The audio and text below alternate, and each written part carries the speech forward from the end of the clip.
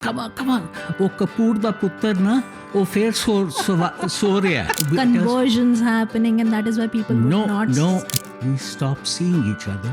Oh, that's deep. So I believe that the earth is flat. As the systems analyst, भले छीन लो मुझसे मेरी जवानी, मगर मुझको लौटा दो बचपन.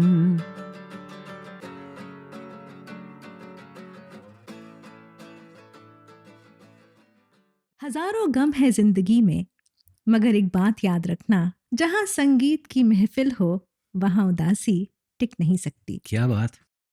दोस्तों, संगीत ऐसी ही एक खूबसूरत चीज़ है जो पीढ़ियों को एक दूसरे से जोड़ती है, लोगों के दिलों को एक दूसरे से जोड़ती है और सबको एक दूसरे के करीब लाती है. सत श्री अकाल, आदाब, नमस्ते, केम छो. I'm Dr. Navneet Popley, and we are in another episode of Impact Maker by FC Media House. Now, FC Media House is a digital platform which is dedicated to powerful storytelling and making sure that the society gets benefited out of it. In FC Media House, we basically bring to our audience stories of people who have led a glorious life and have also made sure that they have brought a huge difference in the community they're living in. With me is Mr. Harjit Singh Popley, who's at backstage, and he's a founder of the FC Group. And this particular podcast is sponsored by FC Times newspaper.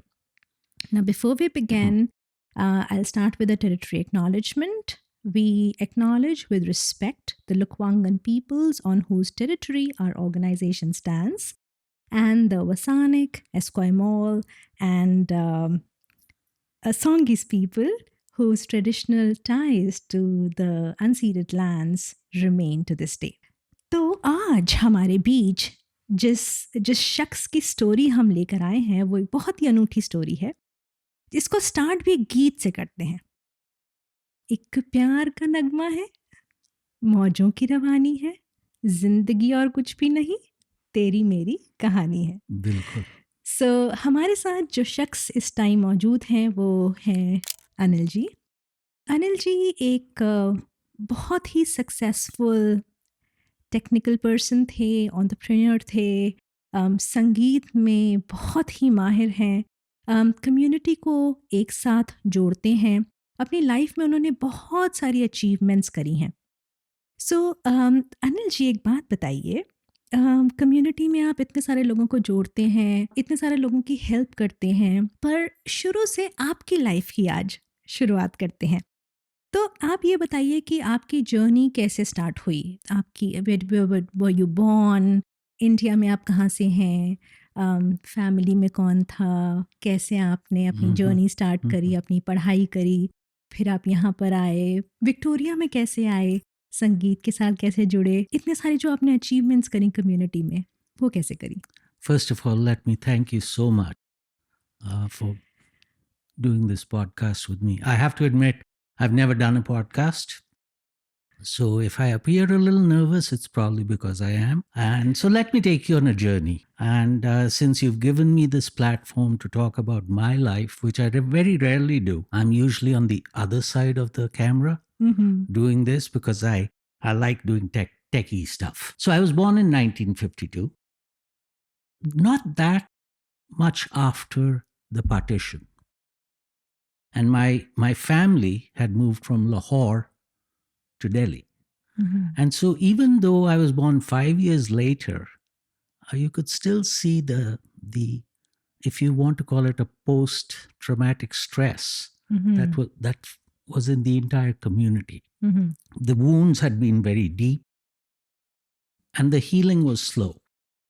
Now, fortunately, my family, my immediate family and the extended family was quite large. Okay. So there was a great deal of comfort.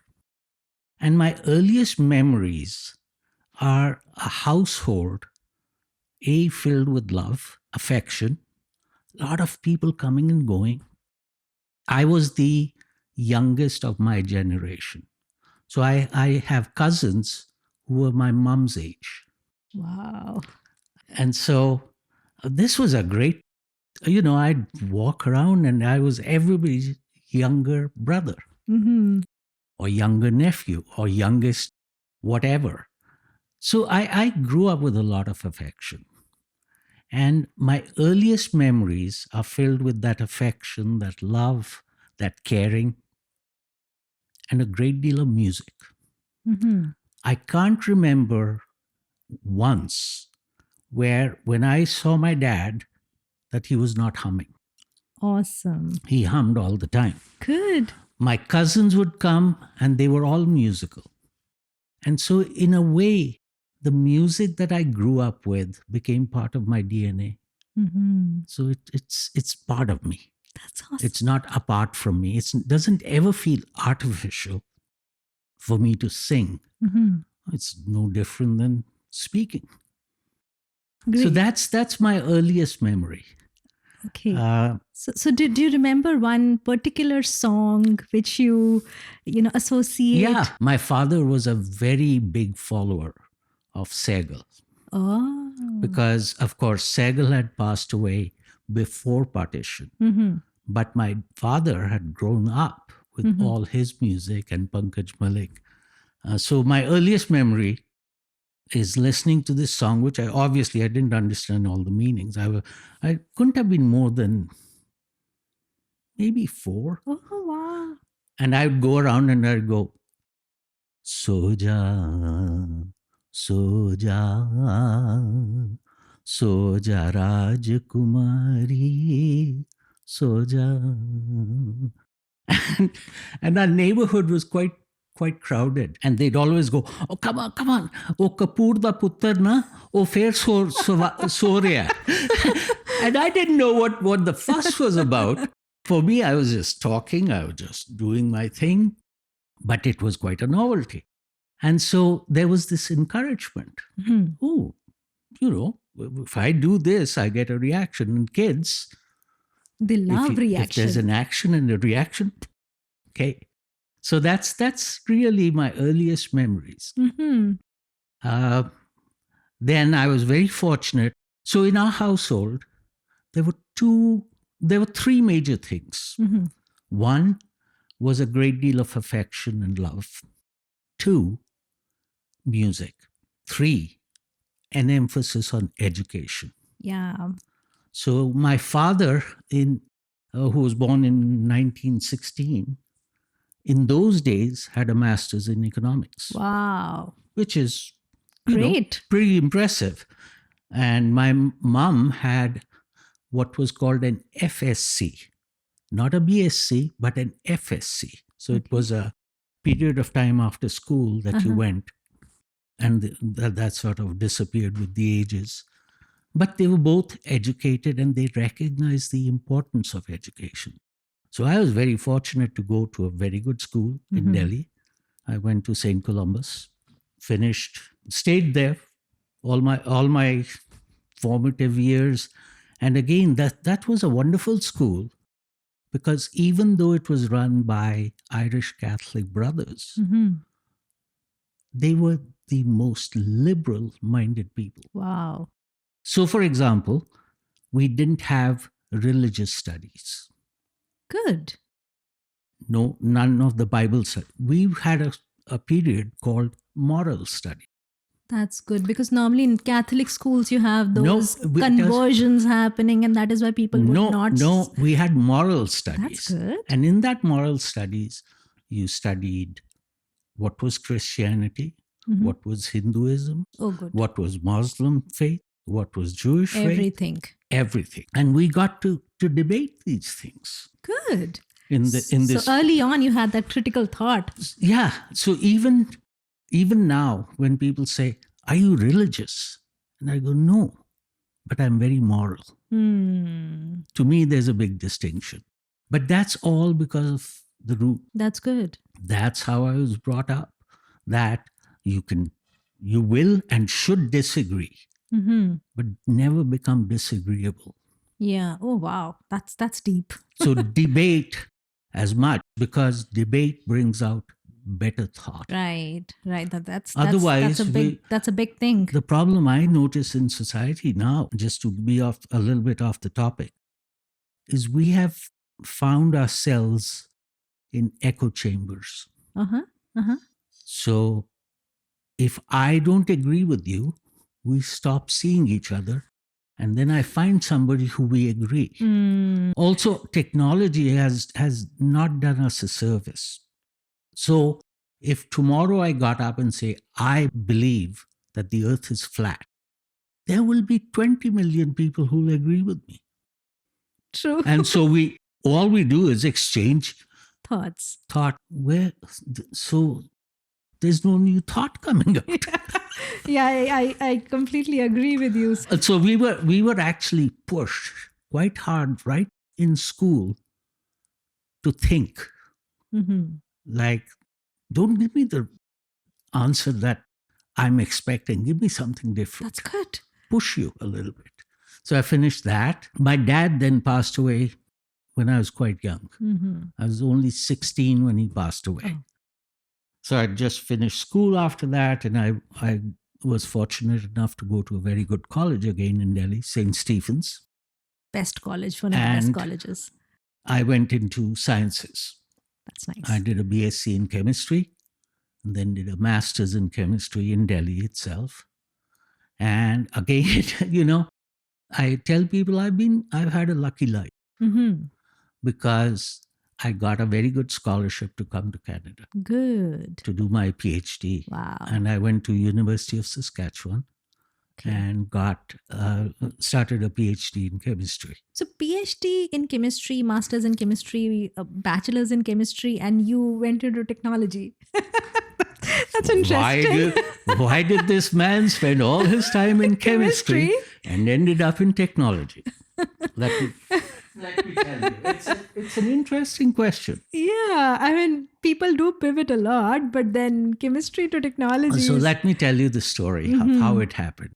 So after I finished my PhD in chemistry in Saskatoon, I did 1 year of postdoctoral fellowship in Saskatoon, followed by, and then I got lucky again, and I got a great NSERC fellowship. Oh, wow. That's huge even now. And the NSERC fellowship was great because it came with no strings attached. They just gave me money. Yeah. Said, you go wherever you want to go. Yeah. Now, my PhD was in theoretical chemistry. So we're talking about 1979, 1980. And I was doing some pretty heavy calculations that required a lot of horsepower. And in those days, I mean, a computer would take up 3 floors. Yeah. Not quite, but yeah, I'm exaggerating. AC room and there was the card punches and you carried cards around and so on. Just read that in books. So I went looking to see where I should go with this newfound wealth I had. So obviously, if you have the money, everybody will take you. Right. So I had several offers from the States. I had several offers from Europe. But I decided to go to New Brunswick. Oh. Because they promised that they would give me unlimited computer funding. And in those days, the universities had what was, I don't know whether they still have it or not. Obviously not now. They had what was called funny money. Okay. So each prof would be allocated X amount of dollars in funny money. Okay. And beyond that, they'd say, no, you can't compute anymore because you're taking somebody else's place. So in those days, they promised me that I could spend up to $2 million of computing money a year. And I go, I've landed in heaven, so I can compute till the cows come home. Now I'm drifting, so please rein me in because once I get talking, it's hard. So I did 2 years there on this NSERC. Now, in the meantime, of course, in 1977, I'd gotten married. Oh, yes. I got married to the most wonderful person, my best friend, the kindest person you'll ever meet. Awesome. Sheila. So, Sheila के बारे में बताइए. I mean, how did you meet her? And अच्छा, okay. Oh, interesting story. भाई ये आधे घंटे से ज्यादा हो जाएगा. कोई नहीं. आपका एपिसोड हम बड़ा बना लेंगे. ठीक है. So I had come to Saskatoon in 74. I didn't know what to expect. I had a return ticket. Okay. So the first November hit, and the temperature went from whatever to about -20. Oh my God. And I go, what the heck's this? Then Christmas rolled around. And Saskatoon in those days was small. It was about 80,000 people, but it was a university town. So everybody disappeared. The place looked empty. And it was bloody cold. It was like -40. Oh, wow. And I'm sitting there going, I can't take this. I'm going to go home. And I came within about 2 inches Okay. of calling a cab and using my return ticket, because the return ticket ran out Oh, okay. in December. And I look at this and look outside and I go, nah, I can't go home and say I failed. So I tore it up. Okay. So that was my first Christmas. Next Christmas, I go, I'm not doing this. In those days, and I think maybe even now, they would have what was called an intervarsity Christmas for people who didn't have any place to go. You got into a bus and you went to BAM. Wow. And there were people from Regina, from Saskatoon, from Nice. University of Alberta, University of British Columbia, etc. And they'd all they put you up in the BAM School of Arts. Oh, nice. And it was a wonderful time. Lots of people. And I met Sheila, who was there because she'd heard about this beautiful Christmas. And she said, oh, I came from Edmonton. She was in the education department, Okay. U of A. We met, we liked each other. One thing led to another. Good. And so in 1977, we got married. And then in 1977, Sheila and I went to India. Okay. And so because my mom couldn't make and my family couldn't make it, so this was a great deal of novelty. Of course. here's this kid we sent away. He's come back with this white wife. Because when I said getting married to Sheila, which is a fairly common name, they go, In India, yeah. oh, so where is her family from? And I said, from Edmonton. No. Where are they originally from? So I said, well, her mom's from Norway and her dad is Scottish, Russian, German. How's the name Sheila? And they just looked and go, which part of India is that? So in any case, so on that note, we are going to be married for 50 years next year. Oh, that's awesome. Congratulations. Pretty awesome, huh? Yay. In this day and age. Yeah, and you've got 2 lovely daughters. 2 lovely daughters. Yeah. Oh, I love them. A full I life, love them huh? with all my life. So where were we? So how did I get into technology?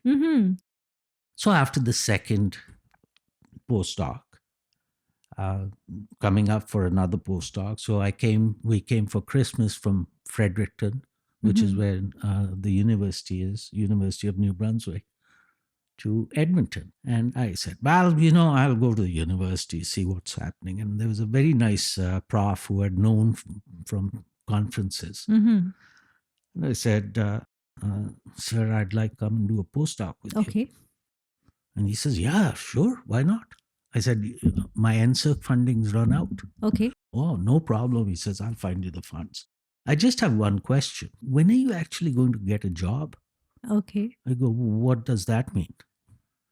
He says, like getting a job? Yeah. You can't live like this. And I said, well, I'm looking for an academic position and there's nothing. Yeah. Because the baby boomers were still young. So I go, what am I supposed to do? He says, you know what? You've got enough computing expertise.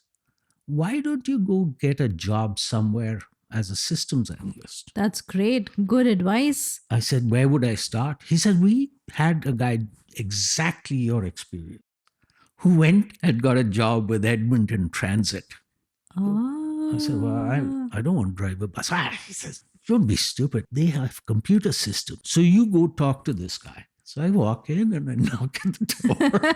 And this big burly guy comes out and he says, "What do you want?" Uh-huh. I said, "Well, I'm looking for the director of systems." He said, "You found him." Okay. I said, "What can I do for you?" I said, "Well, I'm looking for a job." Mm-hmm. He says, "Why should I give you a job?" I said, "Well, because I need one." and here's my background. Uh-huh. He says, "Fine, you got Awesome. it." That was the extent of my interview. Oh my 5 minutes. And I go, "No, this really can't be true." Uh-huh. So I go tell Sheila, and she says, yeah. Well, guess what? We went back to New Brunswick. I get a letter of offer with saying, "You got the job as the systems analyst, Good. and here's your date Okay. of hire. Here's some money to help you move. We'll move Good. whatever." Good. Awesome. And I remember when we were last talking, you had said that there was somebody who gave you a great advice on how to be successful.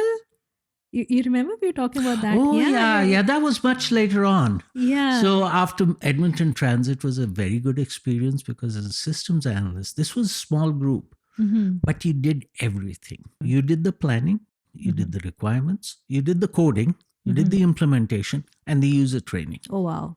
All packed into So, one. so you got the full spectrum. Good. So after a few years of this, there was a large consulting firm at that point called DMR Consulting, which then got bought out by Fujitsu. Oh, wow. And DMR Consulting said, "Well, we'd like to hire you." And I said, "Okay, Okay. sounds good." They hired me in Edmonton, and we had come out for holidays to Victoria, Uh-huh. and we really liked it. So I went back and said, "You've got an office here in Victoria. Why don't you move me?" Okay. Okay. They moved me here, and that's when I came to Victoria. And this advice that somebody gave me, which was so great, was one of the really very wise consultant who has since passed away. And he was the graybeard. You know, the graybeards, the wise people. Mm-hmm. And I was doing a project in Calgary once, and he came to me and he says, "Working hard again?" "Oh, yeah." I said, "Got nothing else to do. I live in Victoria. I'm here, so I might as well work." He says, "Yeah, I notice you work pretty hard. You could be very successful." I said, "Oh." He says, "I have the secret of success. There's one thing that will make you successful, and there I am." Tell me. Wow, finally, the guy who knows how they get the caramel in the middle. So I said, "What is it?" He said, "I don't know. You'll have to Figure it out. Which is so true. I still remember that. Because that is so true for each one of us. We just have to find that one thing. Right. And I think for you, it was, I'm not too sure, but was it music? I mean, no, it was just passion of doing what you do and do it well. That's great. It doesn't matter whether it's music. It doesn't matter if it's making a video. It doesn't matter. Do it as well as you can. Not perfectly, because perfection, another wise man told me, perfection is a direction. It's not a destination. Oh. Because by definition, as soon as you come close to perfection, it moves up and up. Anilji, tell me something. There are so many people here in Victoria. Some of them are completely new. Some of them have immigrated from India and other places. And I've seen a number of them. They like music. And we do a number of events where they get an opportunity to sing. But a number of them are not able to come forward. You know, some stage fear, they're uncomfortable, they're nervous. So any advice that you would like to give that? Give me a call. Okay. I will help you get over that fear because number one, if you're not nervous, you're doing something wrong. Good. Okay. Nervousness is part of it. That nervous energy can be turned into creativity. Awesome. And you must know, every single time you do a lecture, you're nervous. You start with nervousness, yeah. But that nervousness soon becomes enthusiastic and it's infectious. So if there are people out there who are looking to, if the only thing that's stopping them is I feel nervous, come talk to me. My door's always open. I'll do whatever it is. And if there is a venue that we can present you, we will. Okay, that's great. And let me tell you guys, Anil ji is very, very helpful, very loved in the community. I mean, he's helped us set a lot of podcast equipment here. So yeah, personal thanks to him. Oh, to me, this is a labor of love. They, people go, why do you do this? Because I love doing it. And nobody asks me to pay them. Yeah. Like they let me do this stuff for free. How much better can it be? Right. And Anilji, you've been into technology and your passion has been music. Again, both the passions combined together. So, over the years, music has been impacted, affected, and enhanced also by technology. You've got karaoke, you've got mobile phones, you've got Spotify. And whenever I've had conversations with you, you're always updated on technology. You're updated on AI and how AI is also producing music, which is like pretty good sometimes. So, coming from that combined standpoint, what do you think are the advantages of technology and the disadvantages of technology with respect to music? The advantages, again, it's a question of whether you look at the glass as half empty or half full. So let me start with the advantages, which I think there are massive. It used to take a studio full of musicians to create music and to express yourself. So music was the domain of the few and the pleasure of the many. Right. I think what technology has done and is going to continue to accelerate, it has leveled the playing field. The amount of talent, we have 8 billion people in this universe growing. Not in the universe, sorry, on this planet. Who knows how many there are in the universe? There's probably lots who are all making music, I hope. But it had all, because it was an exclusive club, talent depended upon who you knew, not what you did. Oh, right. All of a sudden, with the advance of technology and it leveling the playing field, especially with things like YouTube, with things like this, everybody having a smartphone, people could create content and have many view it. So now, instead of a one-to-many relationship, if you will, in technical terms, it has now become a many-to-many relationship. Many people are involved and many people are consuming, who in turn are creating. Right. So the inspired and the inspirers have become one. Oh, that's good. So it's a wonderful opportunity for people to create music, share music, and the amount of talent in this world is phenomenal. True. It is overwhelming at times. But instead of being afraid of it, we should embrace it. True, very true. We have also seen some massive changes in trends. In the old world, going back to the Indian music scene, there were about 4 male singers and about 4 female singers. And it was an inner club, but there was competition. Yeah. We've gone from a competitive environment to a collaborative environment. Right. Not only in music, but everywhere. Yeah.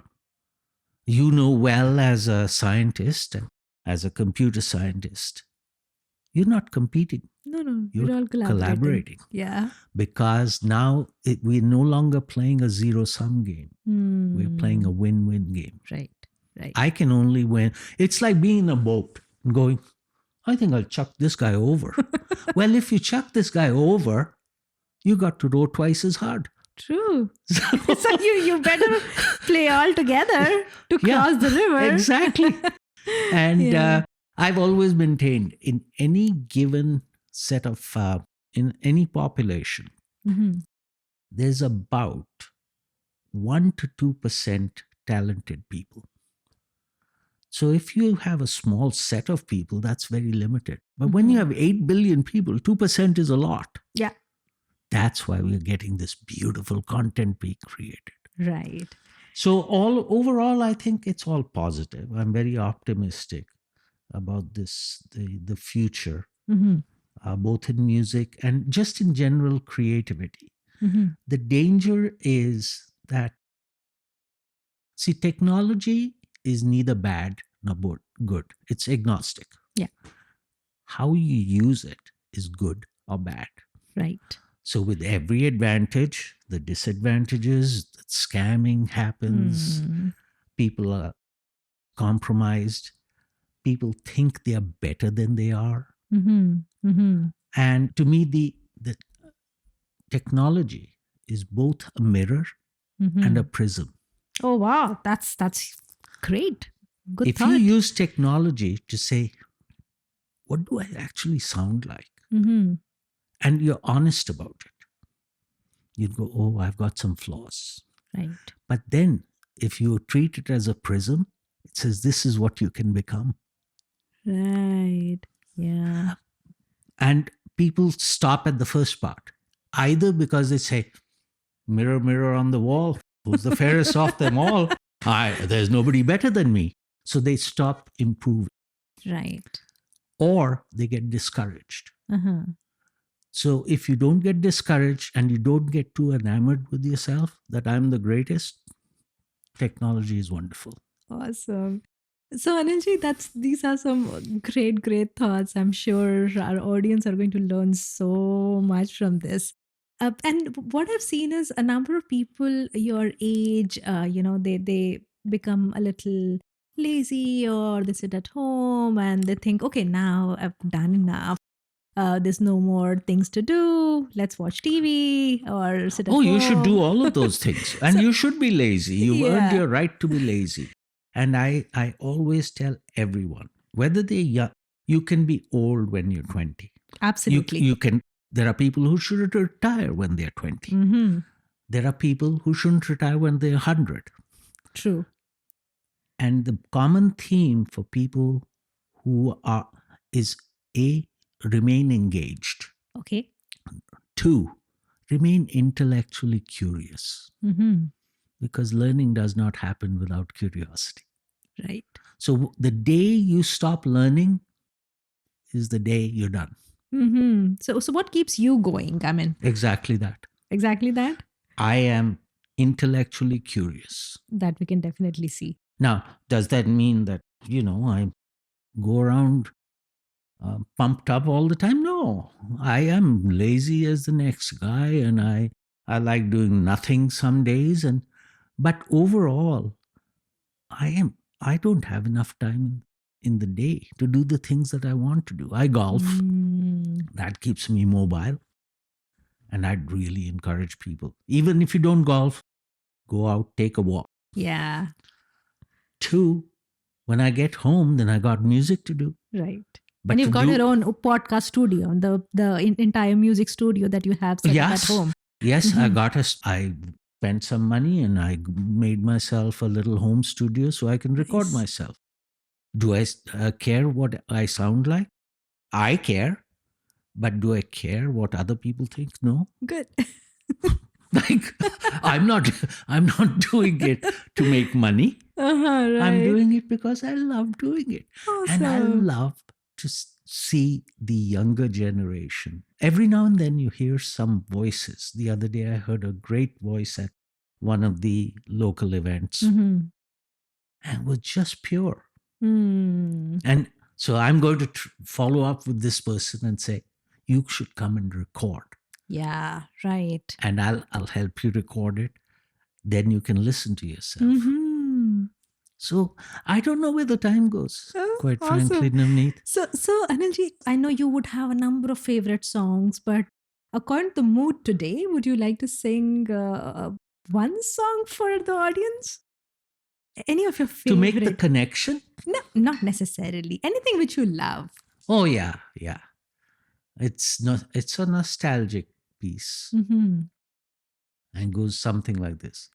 ये दौलत भी ले लो, ये शोहरत भी ले लो, भले छीन लो मुझसे मेरी जवानी, मगर मुझको लौटा दो बचपन का सावन, वो कागज की कश्ती, वो बारिश का पानी, वो कागज की की कश्ती, कश्ती वो बारिश का Wow.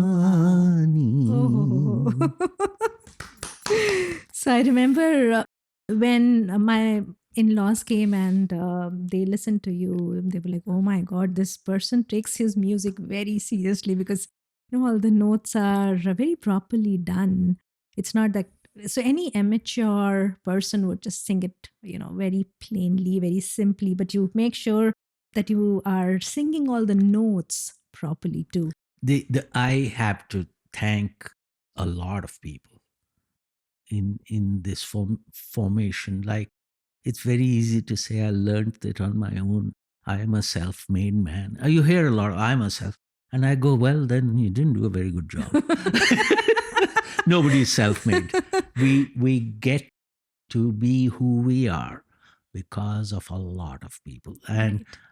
the three women in my life have made my life. Mm-hmm. My mom, my sister, who was an absolutely incredible singer. Mm-hmm. She passed away, unfortunately, very early. And my wife. And then, continuing that theme, my two daughters. Oh, so sweet. Yeah, that and then you again, I really believe I've been lucky in life. I run into some of the most fascinating people. Mm-hmm. For example, a lot of the music that I would sing, I found a soulmate in Vinod Mm-hmm. Bhardwaj, who's a Mm-hmm. local. He's a gem. Mm-hmm.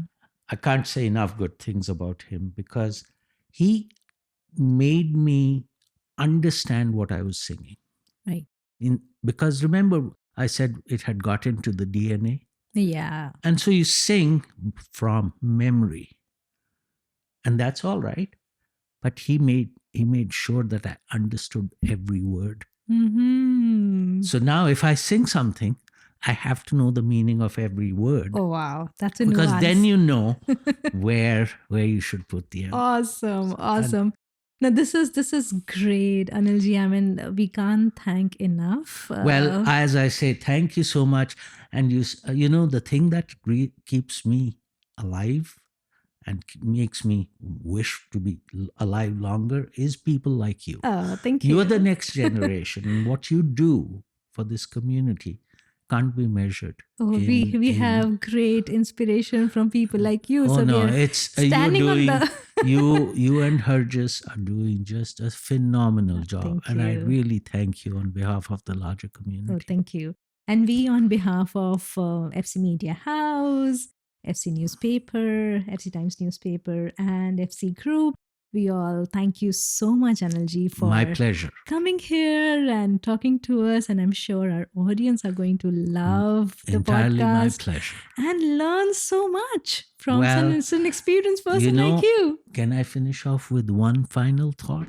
And one small song. Okay. So, one final thought is I had another very wise person who was my mentor. I've had several mentors. And he took me aside one day and he said, life is made up of three distinct phases. Phase one, you take with both hands because that's what makes you survive. Phase two, you take with one hand, you give with the other hand. That strikes the balance. And phase three, the phase that I'm in, you give with both hands. Absolutely. Good. So I'm not a rich man, unfortunately. Maybe fortunately, Depends I'm not. Depends what you mean by rich. Yeah, but anything, if I can give back to the community, whether it's our immediate community or the larger community, I would do so gladly. Oh, thank you. So एक चीज जो आप दे सकते हैं community को अभी के अभी एक छोटा सा गीत ओके, गजल, वो भी परफेक्ट। गालिब की। ओह हो। हजारों ख्वाहिशें ऐसी कि हर ख्वाहिश पे दम निकले, बहुत निकले मेरे अरमान, लेकिन फिर भी कम निकले। वाह, क्या बात है। Thank you. Oh, awesome. Thank you, Anil ji. Thanks a lot.